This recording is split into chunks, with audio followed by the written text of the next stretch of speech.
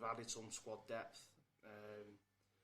And yeah, going from strength to strength, and they seem to be starting to kick on. And I think from last year, because I started last year, just coming out of COVID, they were all a bit lazy, all a bit rusty, let's say. But now they're seeing what they can achieve. You know, going out there and winning games. We're really seeing them progress, and you know, being at the top of the league after a ropey couple of seasons with COVID, and last year being a bit uninterrupted. You know, they're all really happy and confident. Brings more players down, but more competition, and gets better and better. I mean, you've seen it today with the pre-game. We had the tick and pass with all the kids, and you know, most of my team was there because they wanted to rant. Mm-hmm. But it was mixed in with, you know, I think I counted over 100 children at one point playing tick and pass. Not all at the same time, because that would have been chaos. But they were all out there, and they were putting on the plays we've been learning, even though they was with some younger children, some older children. They were really putting the effort in and putting on what we're practicing. So it really is great to see, and like you say, really fulfilling. It's been a great pleasure. No, that's amazing. And I think as we grow the pod, it'll be absolutely fantastic if we can get some of the kids on the pod, really, and let them talk about their experiences as well, and maybe share how grassroots sport can be played in a safe environment. And for some of those that want to play but a little bit dubious, shouldn't I? Is it too expensive? Do I have to give too much time? Will I get picked? All that sort of thing that goes through young people's minds at times. It would be great to get some of those guys on and just hear their aspirations as well, and maybe some stories of where some of them maybe have come from to where they got to as well. That'd be great to get some of those. Yeah, I'm sure some of them have got big characters and big egos, so I'm sure they'd love to wear themselves on the pod. I can't see it being a problem getting some of the guys down.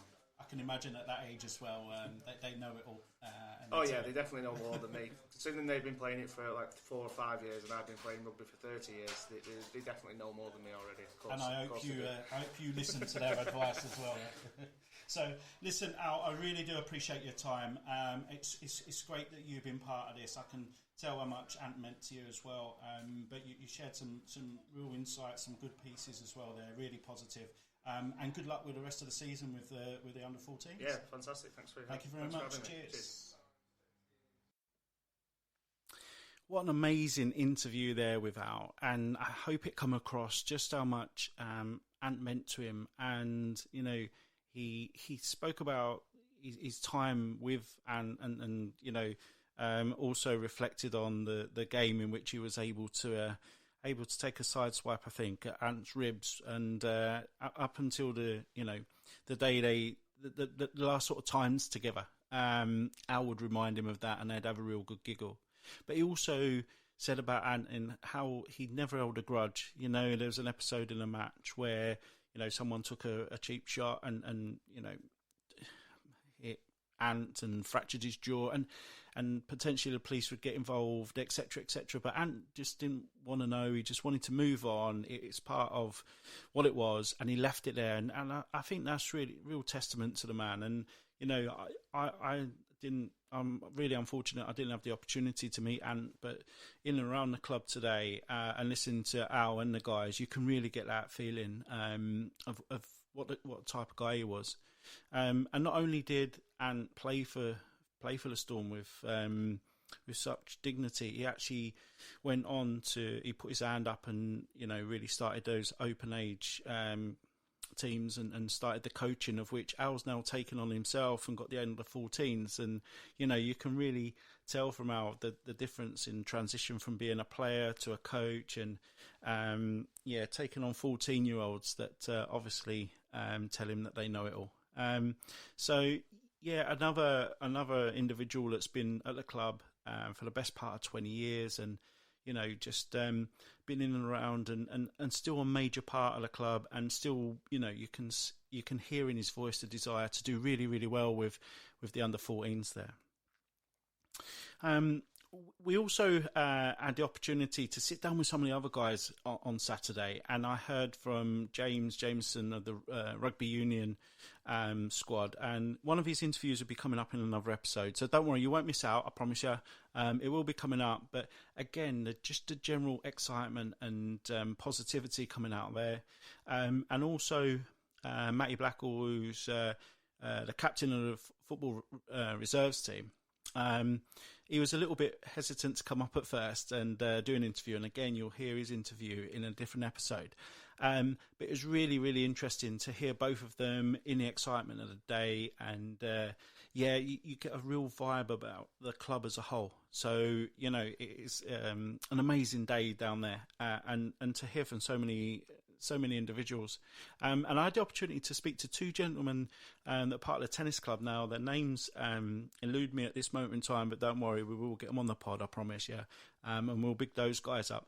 But you can tell that it's that time of the year where people start to really come out and start to enjoy tennis. And then, obviously, in a couple of months, we've got Wimbledon down the road. And, once that's on, everybody gets a racket and ball out. But it really is a great setup down at Newton for tennis. So any tennis fans out there, honestly, get yourself down there, go online. You can easily book the courts. They're floodlit, they're hard courts. All the lines, all the pitches are painted absolutely fantastically. It's a safe environment, and it's just brilliant.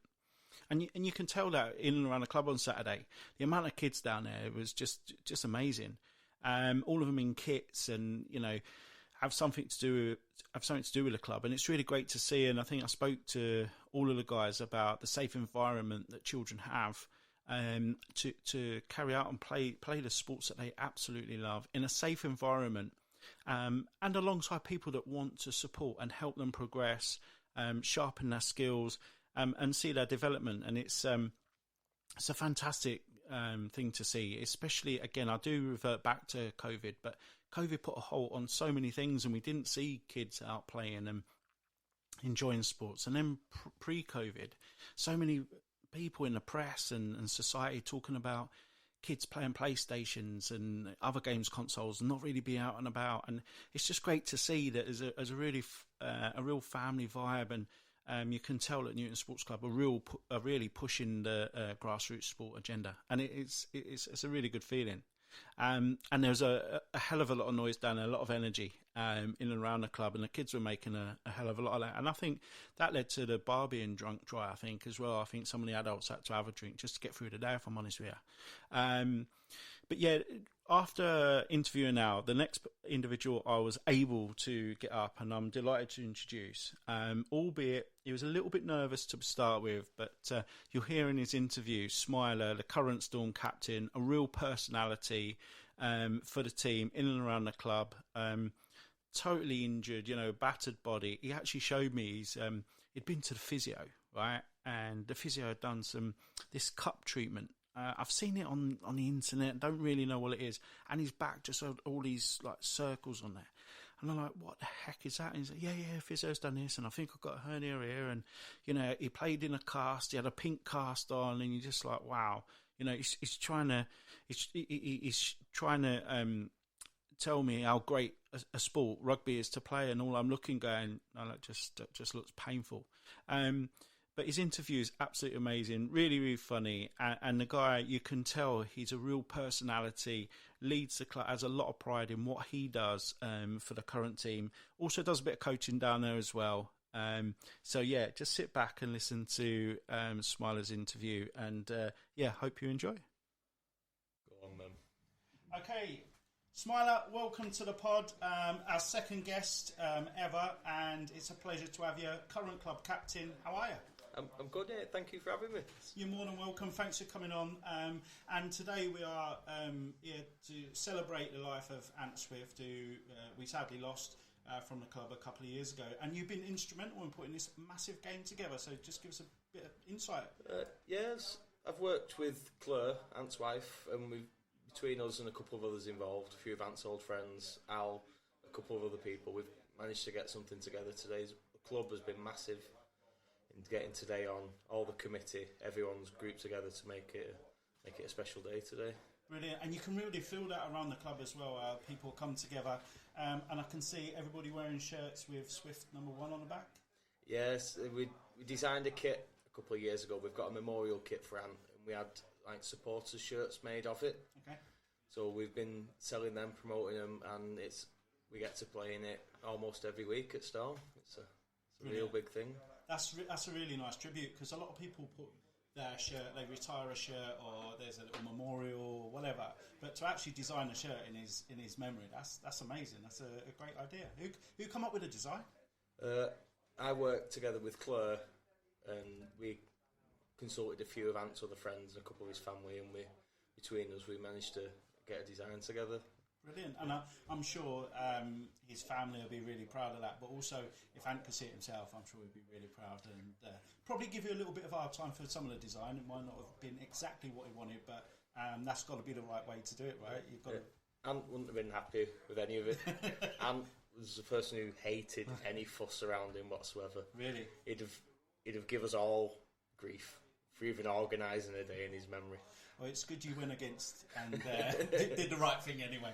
So a bit about you, good self, Smiler. So it's not just for today you're here, you're the club captain, but you're more than that in and around the club. You've been associated with the club for a long time now. Yeah, I joined the club, Storm, when I was 14. Started playing as a junior. I come through up to 18s, open age, then I moved on, come back, and then we got together and managed to get the open age back up and running, and so the junior sections thrived without us, so it's a pleasure just to tag on their coattails and make ourselves part of the big club again. Brilliant. And in that time I'm sure there's been some memorial real great games that you've played in that live long in the memory, some shockers as well. Any one game stand out that you'd like to share?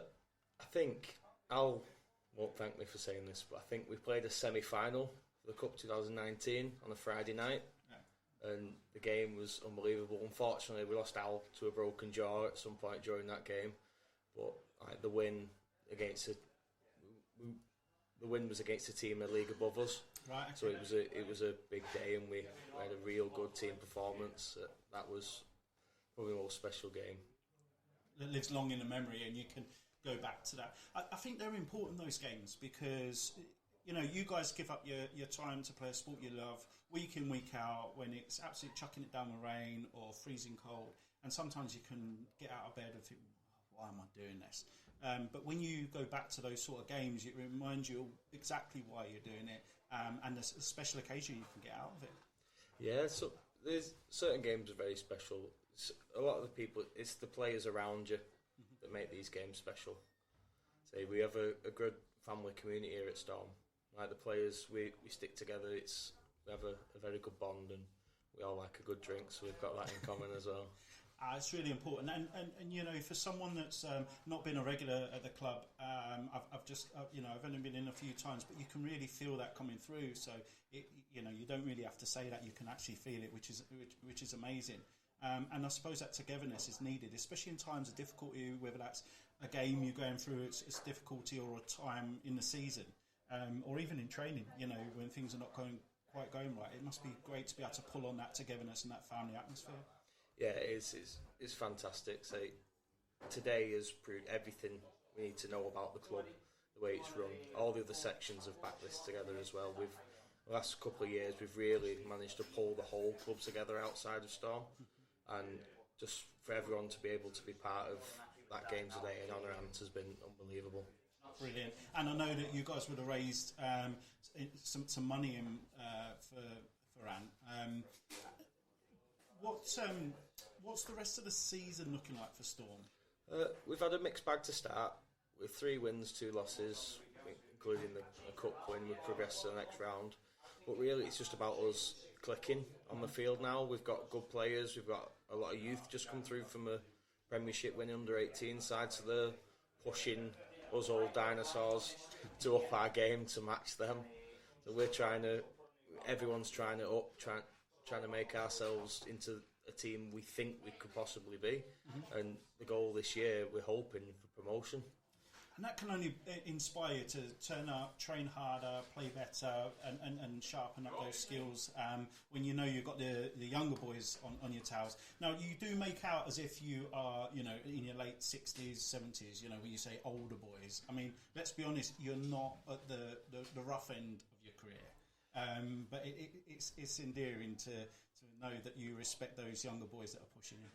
Yes, I'm 30 now, but my body has been battered over the years. I'm always the idiot that puts his hand up to take that dead man